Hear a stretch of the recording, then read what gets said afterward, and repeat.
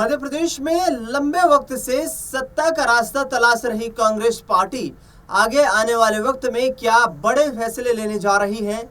क्या जीतू पटवारी कांग्रेस पार्टी के संगठन को इतना मजबूत कर पाएंगे कि कांग्रेस पार्टी मध्य प्रदेश में सत्ता में वापसी कर पाए। हालांकि 2018 में ऐसा हुआ था, जिस वक्त ज्योतिरादित्य सिंधिया कांग्रेस पार्टी के दिग्गज नेता कमलनाथ और दिग्विजय सिंह के साथ मिलकर रणनीतियां बना रहे थे, लेकिन सरकार महज 1.5 साल ही चल पाई। ज्योतिरादित्य सिंधिया ने बगावत की और इसका नतीजा ये हुआ कि फिर से भारतीय जनता पार्टी मध्य प्रदेश की सत्ता में काबिज होने में सफलता हासिल करते हुए नजर आई। लेकिन अब जीतू पटवारी राहुल गांधी के जो रोड मैप है, राहुल गांधी के जो संकल्प है संगठन को मजबूत करने को लेकर, उसको लेकर काफी गंभीर नजर आ रहे हैं। दूसरी तरफ प्रदेश में यानी कि मध्य प्रदेश में केंद्रीय कृषि मंत्री, मध्य प्रदेश के पूर्व मुख्यमंत्री शिवराज सिंह चौहान किसानों, नौजवानों और आम लोगों की समस्याओं को सुनने के लिए रोड की यात्राएं निकाल रहे हैं, जनसंपर्क यात्राएं निकाल रहे हैं। उनका कहना है कि हम मध्य प्रदेश से ही ये क्रांति लाना चाहते हैं कि आगे आने वाले वक्त में देश से कैसे विकसित भारत का निर्माण करने का एक जो संकल्प प्रधानमंत्री नरेंद्र मोदी का है उसे पूरा किया जा सके। बता दें आपको कि शिवराज सिंह चौहान लगातार मध्य प्रदेश के विभिन्न इलाकों का दौरा कर रहे हैं और वहां पर लोगों की समस्याएं भी सुन रहे हैं, लेकिन ठीकरा फोड़ दिया गया है वापस यहाँ शिवराज सिंह चौहान के सर पर ही। 2003 से लेकर 2023 तक तो शिवराज सिंह चौहान मध्य प्रदेश के मुख्यमंत्री रहे। हाँ, इन 20 सालों में मध्य प्रदेश में आखिरकार शिवराज सिंह चौहान ने क्या किया। मध्य प्रदेश में कई ऐसे इलाके हैं, कई ऐसे जिले हैं जहां पर शिक्षा का स्तर आज भी निचले दर्जे का है। मध्य प्रदेश में रोजगार के लिए कोई उद्योग धंधे नहीं है। मध्य प्रदेश के किसानों की दुर्दशा हो रही है, उन्हें फसल का सही दाम नहीं मिल पा रहा है और ये सब काम सत्ता में आते ही कांग्रेस पार्टी प्रमुखता के साथ करेगी। ये बातें कह रहे हैं मध्य प्रदेश कांग्रेस अध्यक्ष जीतू पटवारी। बयान आपको सुनवाते हैं जिसमें उस संगठन को मजबूत करके आगे आने वाले वक्त में किस तरीके से सत्ता में वापसी की जाएगी और कैसे मध्य प्रदेश से गरीबी, बेरोजगारी को दूर किया जाएगा, कैसे मध्य प्रदेश के किसानों के सुनहरे दिन आएंगे। इन सब बातों को लेकर जीतू पटवारी क्या कुछ कह रहे हैं, उनका बयान सुनिए। संगठन के सृजन की आवश्यकता है। अभी हम बात करते हैं जातिगत जनगणना की, हम बात करते हैं संविधान को बचाने की, हम बात करते हैं कांग्रेस को सत्ता में लाने की, हम बात करते हैं विपक्ष की अच्छी भूमिका निभाने की। इन सब बातों के लिए संगठन की ताकत बढ़ानी पड़ेगी कि नहीं बढ़ानी पड़ेगी? बोल के बताओ, बढ़ानी पड़ेगी कि नहीं बढ़ानी पड़ेगी? इसलिए राहुल गांधी जी ने आज ही निर्णय लिया। आज जब हम और आप यहां बात कर रहे हैं, हरीश चौधरी जी ने आज ही हमें निर्देश दिया कि राहुल गांधी जी 3 तारीख को भोपाल आएंगे, मतलब 3 जून को, आज से 6 दिन बाद। और एक ही काम, एक ही उद्देश्य, एक ही लक्ष्य, जिसके लिए ग्राम पंचायत कांग्रेस कमेटी का गठन कैसे हो। अभी हमारे विधायक जी कह रहे थे कि हमने पहले मंडल और सेक्टर बनाया, उसके कारण ये जीत हुई। बिल्कुल सही है।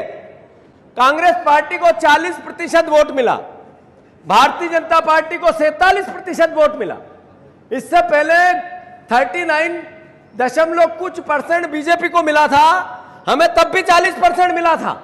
अगर हम अपने वोट वहीं रख पाए, उसका सबसे बड़ा कारण था मंडल और सेक्टर की नई रचना। मैं सारे मंडल के परिवार के साथियों को बहुत साधुवाद देता हूं, प्रणाम करता हूं। पर चूंकि इस 40% से ऊपर वोट लाना, तभी तो सत्ता मिलेगी। इस 40% से आगे जाना है, तभी तो हमें थोड़ा सृजन संगठन का करना पड़ेगा। हमें पंचायत में अपने फ्रंटल ऑर्गेनाइजेशन को मजबूत करना पड़ेगा। उसमें हमारे मोहल्ला कमेटियां शहरी क्षेत्र में बनानी पड़ेगी।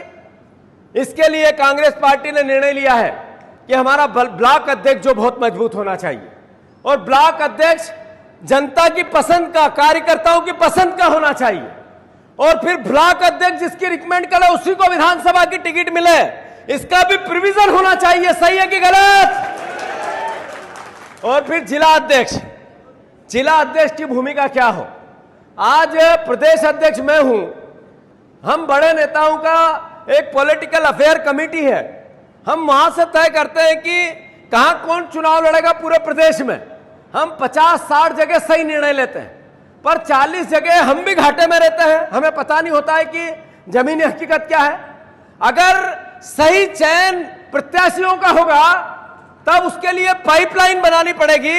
इसके लिए पंचायत कांग्रेस कमेटी, मोहल्ला Congress committee, ward Congress committee, इसका गठन बहुत अनिवार्य है। तो इसका कार्यक्रम राहुल गांधी जी 3 जून को भोपाल आ रहे हैं, शुभारंभ कर रहे हैं। हरीश चौधरी जी अभी आगे बताएंगे कि एक एक दिल्ली से ऑब्जर्वर हर जिले में आके बैठेगा, बालाघाट भी आएगा, क्योंकि राहुल गांधी जी ने जब बात की संविधान बचाने की, क्योंकि इसीलिए कि ये देश केवल एक ही बात से बाबा साहब अंबेडकर ने जो रास्ता दिखाया उसको दुनिया ने अपनाया। जो कांग्रेस पार्टी ने निर्माण किया संविधान का, बाबा साहब अंबेडकर ने उसकी रचना की, कांग्रेस ने उसको लागू किया। अब कांग्रेस के कार्यकर्ता, कांग्रेस के नौजवान, कांग्रेस के परिवार के लोग उस संविधान की रक्षा नहीं करेंगे तो कौन करेगा? भारतीय जनता पार्टी कहती है क्या है संविधान खतरे में? संविधान खतरे में नहीं होता तो इस देश की 11-11 सरकारें भारतीय जनता पार्टी गिरा पाती। संविधान खतरे में नहीं होता तो यहां का पूर्व विधायक बिकता, ऐसे 600 से ज्यादा विधायक और सांसद बेचे और खरीदे गए। संविधान खतरे में नहीं होता तो चुनाव आयोग को तोता क्यों कहा जाता? संविधान खतरे में नहीं होता तो ईडी के लोग कार्रवाई करते हैं सिर्फ विपक्ष पे। 6000 लोगों पे कार्रवाई की, केवल 2% लोगों का निपटारण हुआ। 6000 में से सब विपक्ष के, एक भी बीजेपी का नहीं। ये ईडी का ऐसा उपयोग होता क्या? आईटी का जो स्वायत्त संस्था है वो गुलाम क्यों कही जाती? अरे संविधान खतरे में नहीं होता तो आरक्षण क्यों समाप्त किया जाता? अगर संविधान खतरे में नहीं होता तो आज ये बात बहुत मैं जिम्मेवारी से कह रहा हूं, चीफ जस्टिस सुप्रीम कोर्ट के गवई साहब बने। एक जो चीफ जस्टिस होता है वो किसी जात धर्म का नहीं होता, एक सबसे बड़ी उच्च अदालत, उच्च सम्मान, जिसका सबसे ज्यादा रिस्पेक्ट है, उसका एक तरह से एक प्रतीक होता है। उनके प्रोटोकॉल में क्यों कमी की गई? अगर संविधान खतरे में नहीं होता तो विपक्ष को लगातार उनके खिलाफ एफआईआर होती है, उसको आवाज नहीं उठाने दी जाती। ये क्यों होता? अगर संविधान खतरे में नहीं होता तो मीडिया, मोदी मीडिया के गोदी मीडिया कैसे होती? अगर संविधान खतरे में नहीं होता तो हमारी बहनों की आबरू क्यों लूटी जाती?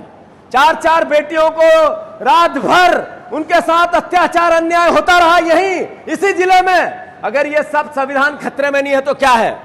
आपका वोट का अधिकार अगर खतरे में आ गया, जिसमें स्वतंत्र रूप से यह बात कहनी पड़ी कि जो चुनाव प्रणाली है उस पर प्रश्न चिन्ह खड़े हुए, वोटर मशीन पर प्रश्न चिन्ह खड़े हुए, वोट के अधिकार को लोग चिल्लाने लगे कि वोटर मशीन की जगह बैलेट पेपर लाओ।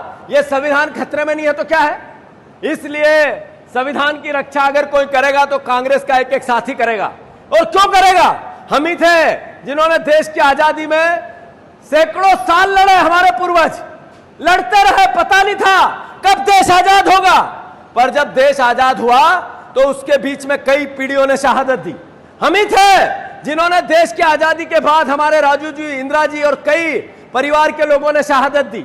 और हम ही हैं जो इस संविधान की रक्षा के लिए अपना सर कलम करवाना पड़े तो पीछे नहीं रहो। आपने सुना जीतू पटवारी को, जो सीधे तौर पर भारतीय जनता पार्टी की सरकार को निशाना बना रहे हैं।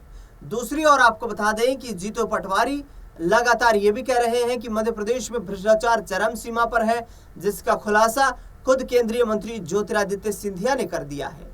ऐसे में आने वाला वक्त क्या मुश्किलें खड़ी करता हुआ नजर आएगा भारतीय जनता पार्टी और मोहन यादव सरकार के लिए? ये एक बहुत बड़ा देखने वाला की फैक्टर रहने वाला है। इसके साथ साथ आपको बता दें कि जिस तरीके से लगातार मध्य प्रदेश में जिन मुद्दों को लेकर जीतू पटवारी संगठन को मजबूत करने की बातें कर रहे हैं, क्या 26 जनवरी 2026 तक संगठन को एक साल में मजबूत करने का जो संकल्प है वो संकल्प पूरा कर लिया जाएगा? क्या उसी के आधार पर हर घर तक कांग्रेस पार्टी को संगठन पहुंचा पाएगा? ये एक बड़ा चैलेंज है और लगातार ये दावे किए जा रहे हैं, लगातार इस बात को लेकर के आम लोगों के बीच जीतू पटवारी जा रहे हैं कि हम मध्य प्रदेश में राज्य सरकार के खिलाफ आवाज उठा रहे हैं, माफियाओं के खिलाफ आवाज उठा रहे हैं, पुलिस प्रशासन जिस तरीके से भ्रष्टाचार वहां पर है उसके खिलाफ आवाज उठा रहे हैं, मध्य प्रदेश के विभिन्न विभागों में बढ़ते भ्रष्टाचार को लेकर के प्रदेश की जनता के लिए काम कर रहे हैं, मध्य प्रदेश में महिलाओं के खिलाफ अपराध बढ़ रहा है, मध्य प्रदेश में किसानों को सही फसल का दाम नहीं मिल पा रहा है, 2.5 लाख सरकारी रोजगार एक कलम से देने का जो वादा मध्य प्रदेश में मुख्यमंत्री शिवराज सिंह चौहान का था, उस वादे को अभी तक पूरा नहीं किया गया है। यानी कि कुल मिलाकर जीतू पटवारी की कोशिशें ये है कि किसी भी तरीके से मोहन यादव सरकार को बैकफुट पर धकेला जाए और उनका संकल्प है कि आगे आने वाला वक्त कांग्रेस पार्टी का वक्त होने वाला है। भारतीय जनता पार्टी से प्रदेश की जनता त्रस्त हो चुकी है, कांग्रेस पार्टी को एक विकल्प के रूप में देख रही है। देखना दिलचस्प होगा कि आने वाले वक्त में क्या वाकई मध्य प्रदेश की जनता जो है वो कांग्रेस पार्टी में अपनी आस्था दिखाते हुए नजर आएगी। संगठन की मजबूती से कितना मजबूत यहाँ पर सत्ता का जो दहलीज तक पहुंचने का है वो रास्ता तय किया जाएगा, क्योंकि कोशिशें लगातार यही है कि किसी भी तरीके से सत्ता को हासिल किया जाए। फिलहाल इस खास खबर में इतना ही। देश दुनिया से जुड़ी तमाम बड़ी खबरों के लिए देखते रहिए SPN 9 न्यूज़।